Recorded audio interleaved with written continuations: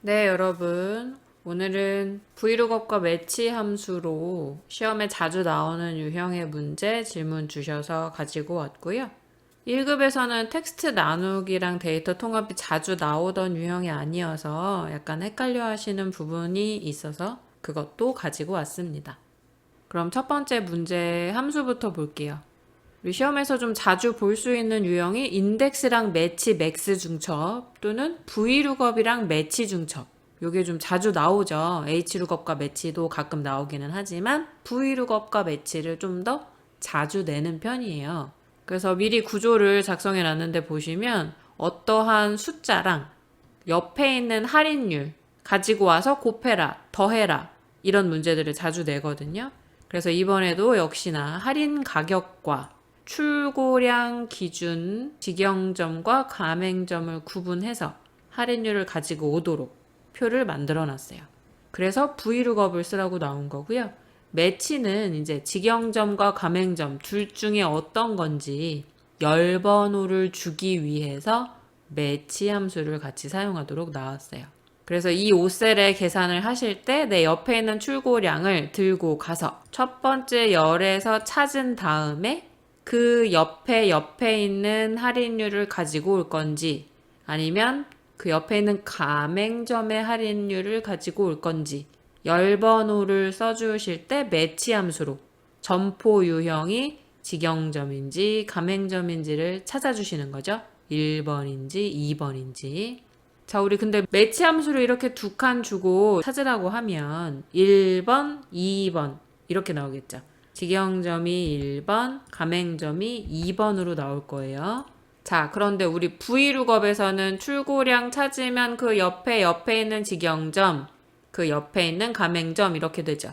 그럼 열번호가 1, 2, 3, 4인데 매치 함수로는 숫자 나오는 게 1과 2로만 나오기 때문에 1이라는 매치 함수 결과에 열번호가 3이 되게 하기 위해서 더하기 2를 해줘야 돼요.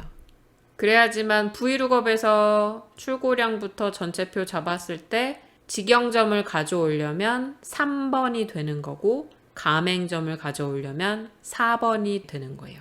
그래서 매치 함수로는 직영점, 가맹점 두 칸만 잡고 찾으라고 하기 때문에 결과가 1이나 2로 나올 텐데 vlookup에서 어쨌건 접근을 해야 되는 거니까 3번과 4번으로 만들어주기 위해서 더하기 2를 해줘야 하는 거죠. 그래서 구조를 먼저 잡아보면 do 곱하기 vlookup 하실 때 현재 출고량은 B5셀에 있고요. 출고량을 찾아서 가져올 할인율이 있는 표 전체 범위 표 1번에 있는 값 부분만 다 잡아야 하니까 G6부터 J8까지인데 얘네들 셀 복사 할 거니까 절대 참조 해줄 거고요. 열번호 자리에 이제 매치를 하실 건데 찾을 값은 직영점, 가맹점 내 옆에 있는 점포 유형이죠. 그래서 C5셀을 찾으라고 할 거고 그걸 찾아야 되는 범위 직영점과 가맹점 글씨 두 개이니까 I5부터 J5까지이고 여전히 얘도 셀 복사를 할 거니까 절대 참조를 해주셔야 하는 거고 이제 직영점이냐 가맹점이나 똑같이 일치하는 걸 찾을 거니까 정확도를 0이라고 써주실 건데 여기에 더하기 2를 해줘야 매치 함수로는 직영점 찾으면 1, 가맹점 찾으면 2라고 나올 거고 2를 더해서 3과 4로 만들어줘서 vlookup 함수의 열번호로 사용할 수 있게. 그리고 이제 vlookup에서 B5셀은 10, 15, 20, 25, 30, 35 이렇게 다양한 숫자들이 있는데 출고량의 왼쪽 끝에는 10, 30, 50 세 개의 숫자밖에 없죠. 똑같은 숫자 찾으라고 하면 못 찾는 것들이 더 많을 거예요. 그러니까 비슷하게 찾을 수 있도록 true. 근데 이걸 숫자로 하면 뭐예요? 1이죠. 이렇게 식을 작성하셔야 되는 거예요.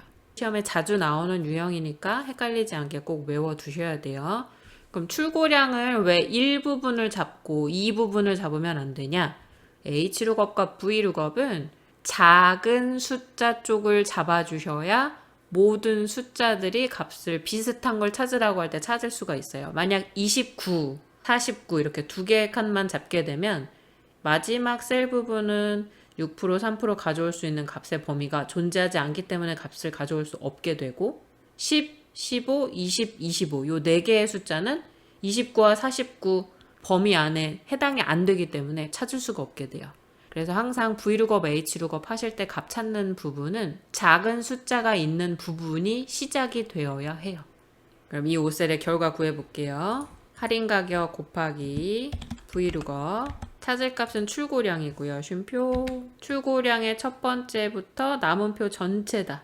V룩업, H룩업 하실 때 항상 특징이 가장 왼쪽 끝에 또는 H룩업 하실 땐 첫 번째 줄에 내가 찾아야 하는 값이 있고 남은 표는 다 잡으시라 그랬죠. 셀 복사 때문에 절대 참조할 거고요. 여기서 열번호 자리에 3번이냐 4번이냐 라는 걸 불러오기 위해서 매치 직영점인지 가맹점인지 찾을 수 있게 C5셀 쉼표 직영점 가맹점 2칸 잡아주시고 절대 참조 쉼표 똑같이 일치하는 직영점 가맹점 글씨 찾아야 하니까 0 괄호 닫은 후에 여기서 이제 1과 2 둘 중에 하나밖에 안 나오니까 더하기 2를 해줘서 열번호로 들어갈 수 있게 해주고 쉼표 10, 15, 20 비슷한 숫자 10쪽으로 가서 찾을 수 있도록 true 숫자로는 1 이렇게 하시면 결과가 나오죠. 미리 작성해 본 것과 구원식과 같아요. 자, 여기까지 자주 나오는 유형이니까 반드시 마스터 하시길 바랄게요. 자, 그럼 이제 간단한 텍스트 나누기와 데이터 통합 두 가지를 보실 건데 이거 두 개는 1급에서는 가끔 나올 수 있고요. 2급에서도 나올 수 있는 유형이니까 1급, 2급 준비하시는 분들 다 보시면 좋을 것 같아요. 일단 텍스트 나누기는 우리 텍스트 마법사 생각하시면 돼요. 우리 외부 데이터 가져올 때 메모장 파일 가져오라 그러면 텍스트 마법사가 실행이 됐었죠. 텍스트 나누기도 그 텍스트 마법사가 실행이 돼요. 다만 메뉴의 이제 위치가 데이터에 가시면 오른쪽에 텍스트 나누기라고 있어요.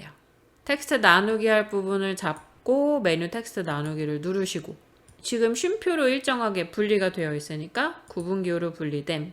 너비가 일정한 경우는 문제에서 아예 말을 해줄 거예요. 너비가 일정하게 구분되어 있는 이라고 말할 때는 얘를 쓰셔도 상관은 없어요.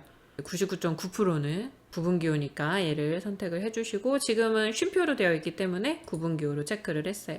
다음 쉼표에 체크하시고 탭은 필요 없으니까 해제하고요. 연속된 구분기호 하나로 처리 같은 경우는 이제 여기 혹시나 실수로 쉼표가 막 두세 개씩 찍혔다 연속으로 그때 얘를 체크하시면 그걸 하나로 계산을 해줘요. 이게 쉼표가 한번 찍힐 때마다 엑셀에 칸이 하나씩 늘어난다고 생각하시면 되거든요. 근데 연속된 구분기호를 하나로 처리를 체크하면 쉼표가 여러 번 찍혔어도 그걸 하나로 묶어서 인식해준다. 그럴 때 사용하시는 거예요, 얘는. 다음, 여기서 뭐 형식 바꿀 건 없으니까요. 마침. 그러면 한 칸 안에 들어있던 값들이 나눠져서 되어 있죠.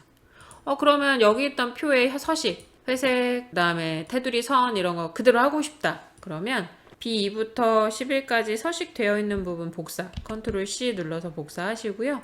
두 칸 한꺼번에 잡고 컨트롤 V를 하세요. 그리고 반드시 오른쪽 하단에 나타나는 더보기 버튼 눌러서 맨 아래에 서식, 기타 붙여넣기 옵션에 서식을 눌러주시면 내용은 그대로 놔두고 서식만 붙여 넣으실 수 있어요. 이렇게 같은 서식으로 만들어줄 수도 있습니다. 깜빡거리는 거 없애실 때는 ESC 누르시면 돼요. 자, 여기까지 텍스트 나누기 보셨고요.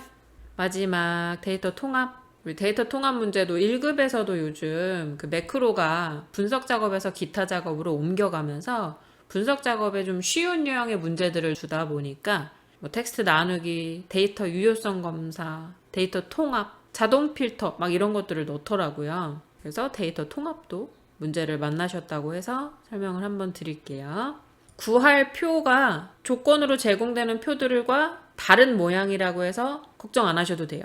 왜냐면 첫 번째 줄과 왼쪽에 있는 열을 레이블로 선택하게 되면 각각에 해당하는 값들을 가지고 자동으로 계산을 해주기 때문에 값을 구하라고 한 부분의 표를 다 잡고 메뉴 데이터에서 오른쪽 끝에 저는 지금 아이콘이 좀 작게 되어 있지만 여러분들은 엑셀 최대화 되어 있기 때문에 통합이 바로 보이실 거예요. 전 여기 통합이라고 있고요.